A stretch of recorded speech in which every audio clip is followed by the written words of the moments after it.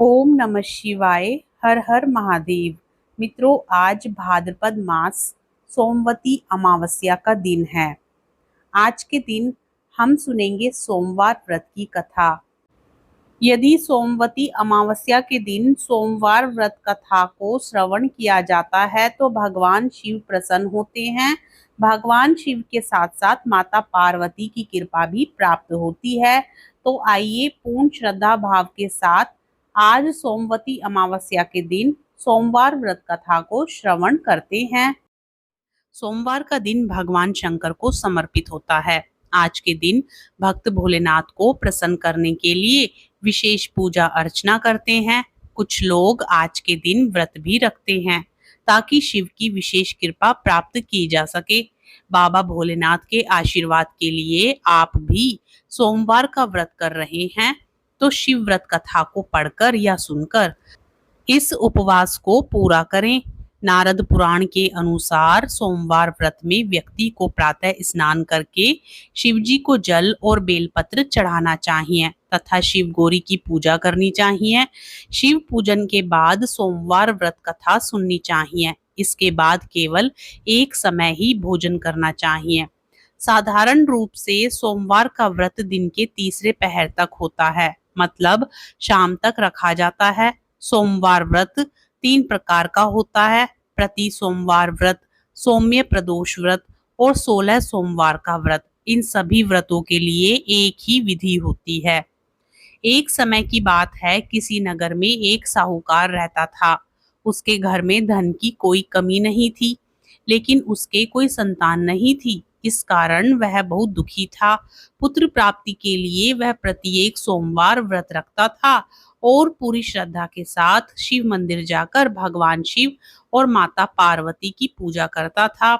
उसकी भक्ति को देखकर एक दिन माँ पार्वती प्रसन्न हो गई और भगवान शिव से उस साहूकार की मनोकामना पूर्ण करने का आग्रह किया। पार्वती जी की इच्छा सुनकर भगवान शिव ने कहा कि हे पार्वती, इस संसार में हर प्राणी को उसके कर्मों का फल मिलता है और जिसके भाग्य में जो हो उसे भोगना ही पड़ता है। लेकिन पार्वती जी ने साहूकार की भक्ति का मान रखने के लिए उसकी मनोकामना पूर्ण करने की इच्छा जताई। माता पार्वती के आग्रह पर शिवजी ने साहूकार को पुत्र प्राप्ति का वरदान तो दिया, लेकिन साथ ही यह भी कहा कि उसके बालक की आयु केवल 12 वर्ष होगी। माता पार्वती और भगवान शिव की बातचीत को साहूकार सुन रहा था।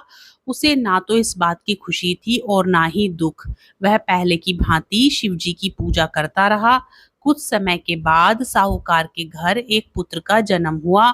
जब वह बालक 11 वर्ष का हुआ तो उसे काशी पढ़ने के लिए भेज दिया गया। साहूकार ने पुत्र के मामा को बुलाकर उसे बहुत सारा धन दिया और कहा कि तुम इस बालक को काशी विद्या प्राप्ति के लिए ले जाओ और मार्ग में यज्ञ कराना। जहाँ भी यज्ञ कराओ वहाँ ब्राह्मणों को भोजन कराते और दक्षिणा देते हुए जाना। दोनों मामा भांजे इसी तरह यज्ञ कराते और ब्राह्मणों को दान दक्षिणा देते काशी की ओर चल पड़े। रास्ते में एक नगर पड़ा जहाँ नगर के राजा की कन्या का विवाह था, लेकिन जिस राजकुमार से उसका विवाह होने वाला था वह एक आंख से काना था। राजकुमार के पिता ने अपने पुत्र के काना होने की बात को छुपाने के लिए एक चाल सोची। साहूकार के पुत्र को देखकर उसके मन में एक विचार आया। उसने सोचा, क्यों ना इस लड़के को दूल्हा बनाकर राजकुमारी से विवाह करा दूं। विवाह के बाद इसको धन देकर विदा कर दूंगा और राजकुमारी को अपने नगर ले जाऊंगा। लड़के को दूल्हे के वस्त्र पहनाकर राजकुमारी से विवाह कर दिया गया। लेकिन साहूकार का पुत्र ईमानदार था, उसे यह बात न्याय संगत नहीं लगी। उसने अवसर पाकर राजकुमारी की चुन्नी के पल्ले पर लिखा कि तुम्हारा विवाह तो मेरे साथ हुआ है, लेकिन जिस राजकुमार के संग तुम्हें भेजा जाएगा वह एक आंख से काना है। मैं तो काशी पढ़ने जा रहा हूँ। जब राजकुमारी ने चुन्नी पर लिखी बातें पढ़ी तो उसने अपने माता पिता को यह बात बताई। राजा ने अपनी पुत्री को विदा नहीं किया, जिससे बारात वापस चली गई। दूसरी ओर साहूकार का लड़का और उसका मामा काशी पहुंचे और वहां जाकर उन्होंने यज्ञ किया। जिस दिन लड़के की आयु 12 साल की हुई उसी दिन यज्ञ रखा गया। लड़के ने अपने मामा से कहा कि मेरी तबीयत कुछ ठीक नहीं है। मामा ने कहा कि तुम अंदर जाकर सो जाओ। शिवजी के वरदान अनुसार कुछ ही देर में उस बालक के प्राण निकल गए। मृत भांजे को देख उसके मामा ने विलाप शुरू किया। संयोगवश उसी समय शिवजी और माता पार्वती उधर से जा रहे थे।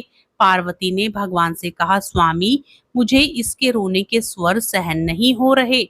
आप इस व्यक्ति के कष्ट को अवश्य दूर करें। जब शिवजी मृत बालक के समीप गए तो वह बोले कि यह उसी साहूकार का पुत्र है जिसे मैंने 12 वर्ष की आयु का वरदान दिया। अब इसकी आयु पूरी हो चुकी है। लेकिन मातृ भाव से विभोर माता पार्वती ने कहा कि हे महादेव, आप इस बालक को और आयु देने की कृपा करें, अन्यथा इसके वियोग में इसके माता पिता भी तड़प तड़प कर मर जाएंगे। माता पार्वती के आग्रह पर भगवान शिव ने उस लड़के को जीवित होने का वरदान दिया। शिवजी की कृपा से वह लड़का जीवित हो गया। शिक्षा समाप्त करके लड़का मामा के साथ अपने नगर की ओर चल दिया। दोनों चलते हुए उसी नगर में पहुंचे जहां उसका विवाह हुआ था। उस नगर में भी उन्होंने यज्ञ का आयोजन किया। उस लड़के के ससुर ने उसे पहचान लिया और महल में ले जाकर उसकी खातिरदारी की और अपनी पुत्री को विदा किया। इधर साहूकार और उसकी पत्नी भूखे प्यासे रहकर बेटे की प्रतीक्षा कर रहे थे। उन्होंने प्रण कर रखा था कि यदि उन्हें अपने बेटे की मृत्यु का समाचार मिला तो वह भी प्राण त्याग देंगे। परंतु अपने बेटे के जीवित होने का समाचार पाकर वह बेहद प्रसन्न हुए। उसी रात भगवान शिव ने व्यापारी के स्वप्न में आकर कहा, हे श्रेष्ठी, मैंने तेरे सोमवार के व्रत करने और व्रत कथा सुनने से प्रसन्न होकर तेरे पुत्र को लंबी आयु प्रदान की है। इसी प्रकार जो कोई सोमवार व्रत करता है या कथा सुनता और पढ़ता है उसके सभी दुख दूर होते हैं और समस्त मनोकामनाएं पूर्ण होती हैं। हर हर महादेव। कथा पसंद आए तो वीडियो को लाइक जरूर करें, ज्यादा से ज्यादा शेयर करें और चैनल पर नए हो तो चैनल को सब्सक्राइब भी जरूर करें और साथ ही कमेंट बॉक्स में हर हर महादेव जरूर लिखें।